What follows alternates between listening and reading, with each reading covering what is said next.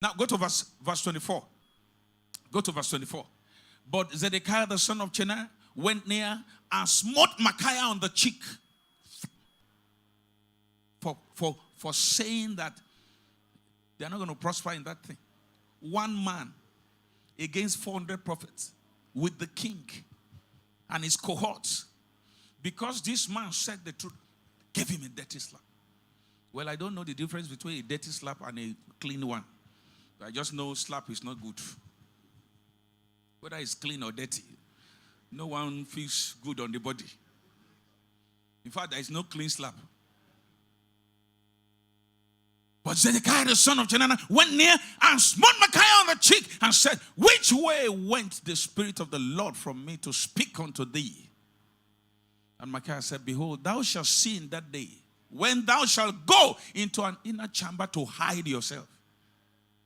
And the king of Israel said, take Micaiah, carry him back unto Ammon, the governor of the city, and to Joash the king's son, and say, thus said the king, put him on there. You become a subject of attack. But it has reward. It's for a time. So they lock him there. And they went for the war. The guy died there. He didn't come back. The children of Israel were scattered. 400 prophets say, hey, God has given you the place. 400.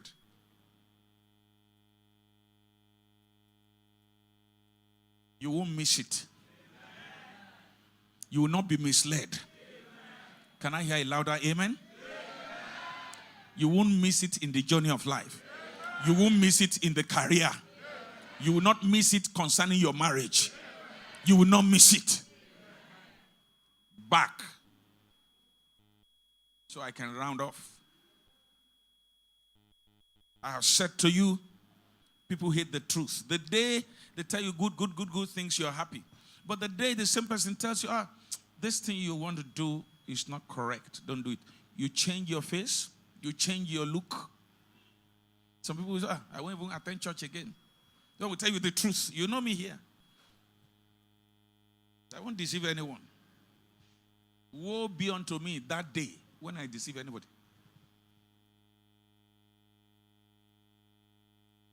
The moment they confront you with what is right, you get angry. I wish he took the word of Micaiah. He would have been saved. But he did not. Now, back to my text. Matthew chapter 14. What will liberate you is still the truth, no matter how you hate it. I repeat, at that time Herod the Tetrarch of the fame of Jesus, verse 2, and said unto his servant, this is John the Baptist, he is risen from the dead, and therefore mighty works do show forth themselves in him. For Herod had laid hold on John and bound him and put him in prison for Herodias' sake, his brother Philip's wife.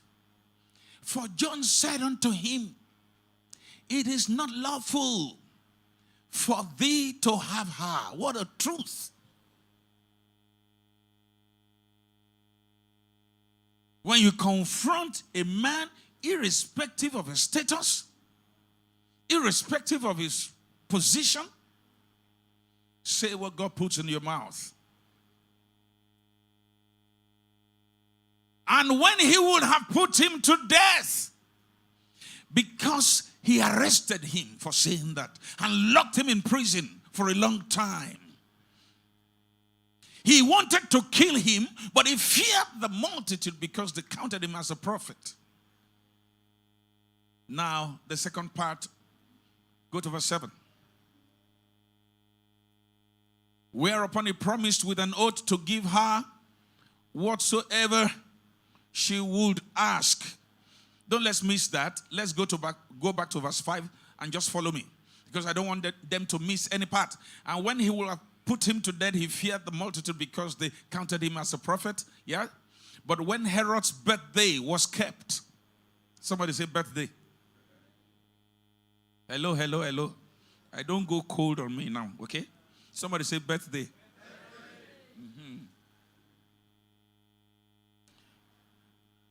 Please get me right. There's nothing wrong in birthday. Birthday is good. But each time you remove God from your celebration, every other thing is useless. I beg you, anytime you want to celebrate, let it be more of God than the flesh. Let it be more of God.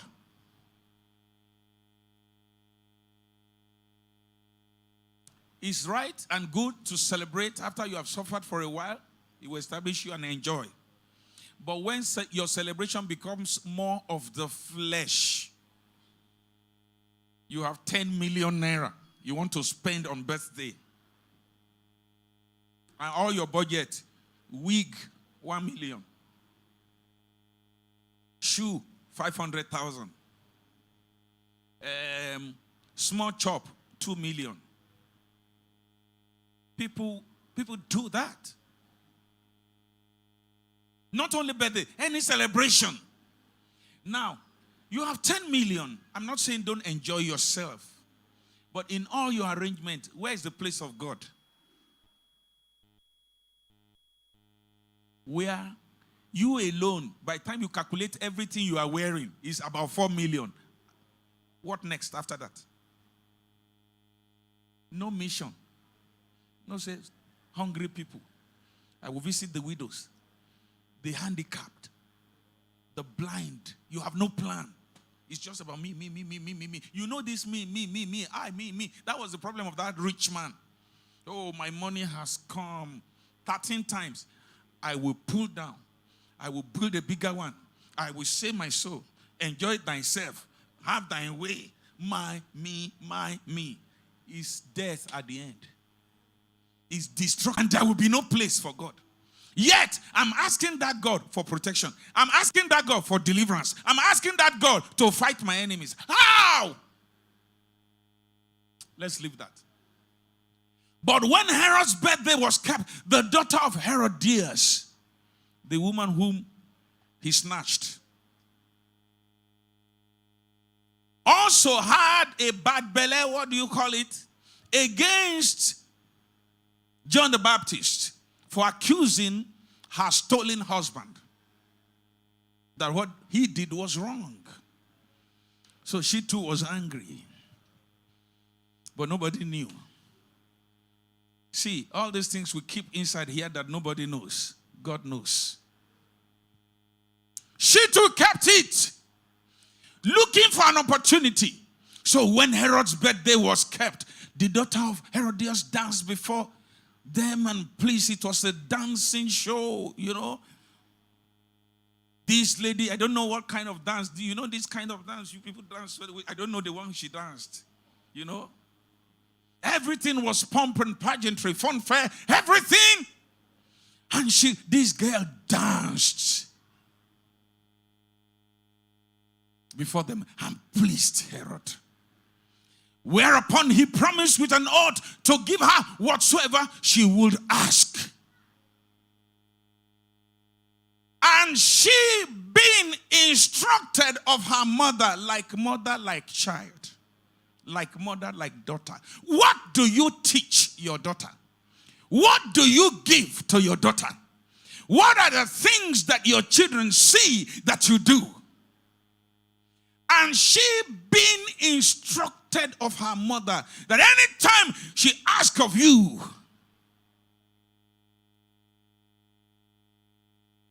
tell him, give me here John's Baptist head in a charger.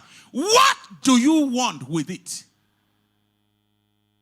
When they bring you the head in a charger, what next? What will you do with it? There is limousine. You did not ask for that. There are houses in Banana Island. You didn't ask for that. You told your daughter, ask for the head of John the Baptist. Okay, what will you do with it?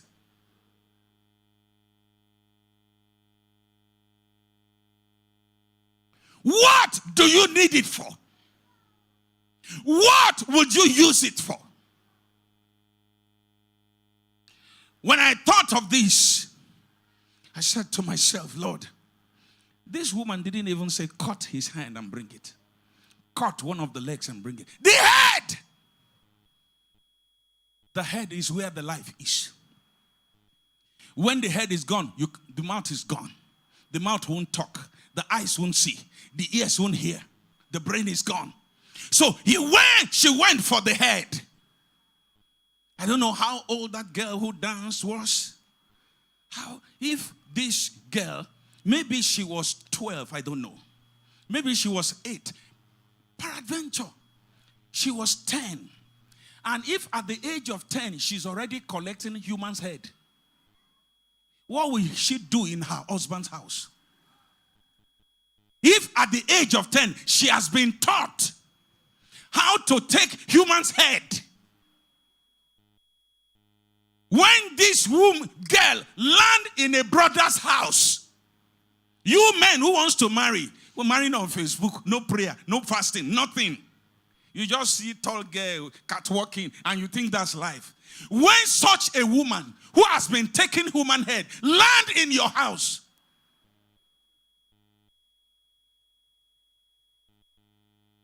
and the king was sorry, but it was too late because the oath was made in the presence of other kings who came from other nations to do birthday. Because in the first instance, there was no prayer. God was not number one. Everything is about flesh. And so his action was provoked by flesh. Whatever you own, anything, just ask. And because he said it in the public, pressure will not allow him to change that. No, that's not what I mean. I can give you other things, not about human life.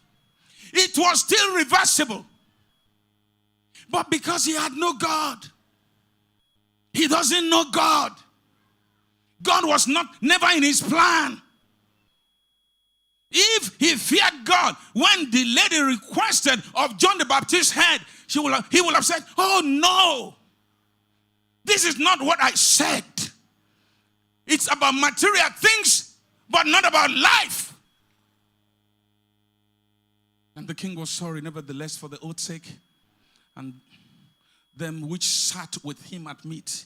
You see, the people that sit with you, they will kill you. They will destroy you.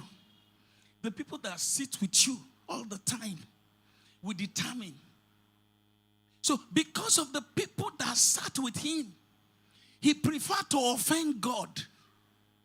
He preferred to take a man's life. He preferred to please men and live to hell with you, God. When people who sit with you are ungodly, when people who sit with you to take decision don't know God, you make party. These are ungodly people. You gather around, they will choke you. Change your plan. Change your style. God first. So at the end of the day, by the time you finish what you are doing, you're still coming back to that God to say, Lord, give me this. Lord, give me that. The God you didn't honor. The God you didn't put in your agenda. As I close. And the king was sorry. Nevertheless, for the oath's sake. It's not about any man. It's about God. And them which sat with him at meat, he commanded it to be given her. And he sent and beheaded John in the prison. And his head was in a charger. A charger is like a chain lamp with container that put the head. Now the head of John is not here. The man is dead. So they gave it to you. So what next?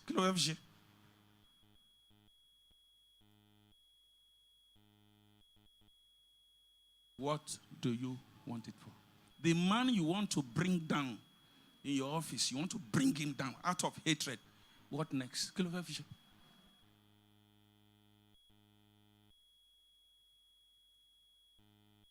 What, now that you have John the Baptist's head in a charger in your hand, what next? You want to eat it, Abi?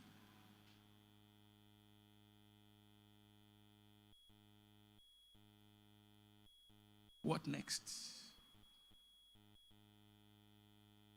The man you say you will not forgive till Jesus comes. What next?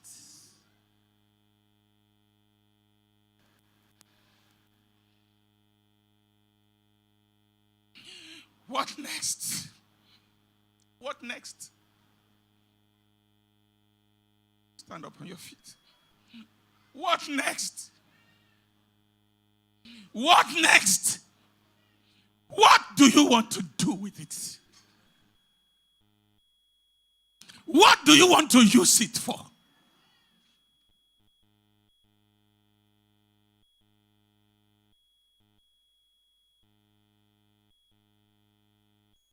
They have brought it to him. There are Mercedes-Benz gifts. There are beautiful houses. There are beautiful gold rings that she could ask for. Just because somebody danced, somebody's head has to go. Because somebody danced, just because somebody danced, and somebody's head had to go. Do we fear God? Do we know God the way we claim that we know him? That thing you want to kill for, when you get, what next?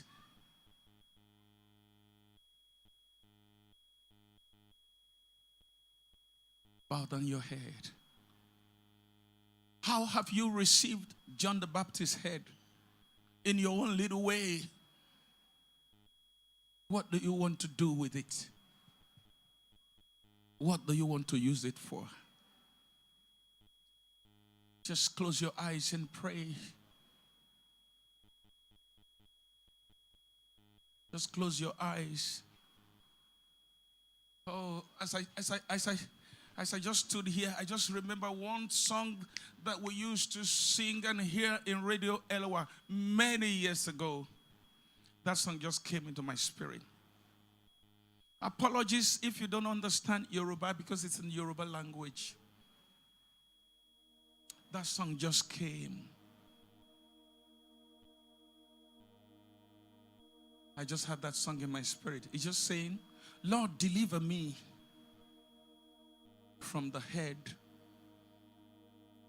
of John the Baptist that I'm taking. That's the meaning. Deliver me. So that the John the Baptist, in my own little way that I'm receiving, will not turn my joy into sorrow. That's what the song is saying. Say, deliver me, Lord. So that the John's head that I'm also taking, whether in your office, wherever, will not turn my joy into sorrow. It's in Yoruba. I can remember maybe 40 years ago listening to that song. I mean, when I was very young. Even more, 40, 45 years in Lokoja. We hear that, we didn't even understand. Now as I'm preaching, it just came. He's saying, deliver me, Lord, from the head of John the Baptist that I'm taking, so that it will not turn my joy into sorrow. Edumare wagba wao korijo anu tangba ma sayo wadofu. That's all. Edumare wagba wao korijo anu tangba ma sayo wadofu. He said, deliver me, Lord, so that the head of John the Baptist that I'm taking will not turn my joy into sorrow. Edumare wagba mi o korijo anu tangba ma sayo wadofu.